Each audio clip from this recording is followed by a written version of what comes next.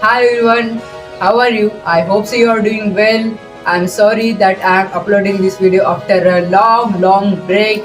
I'm sorry about that. So let's keep this thing aside and I'm going to teach you how to shoot basketball with 100% accuracy. But before we get started, make sure you have subscribed to my channel. Also give a thumbs up to this video. So let's get started. So to shoot basketball, our hand posture is very important. So our right hand should be like this straight, and our left hand should be like this. It means our left hand should be stick to the ball.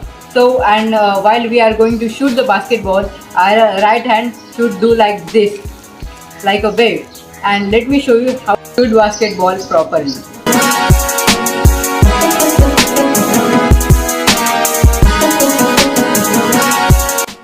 Have you seen it? It is too easy to shoot basketball, but to make it 100% accurate, you should practice daily. So guys, this much for today. I will see you in the next video. Till then, take care. Bye bye.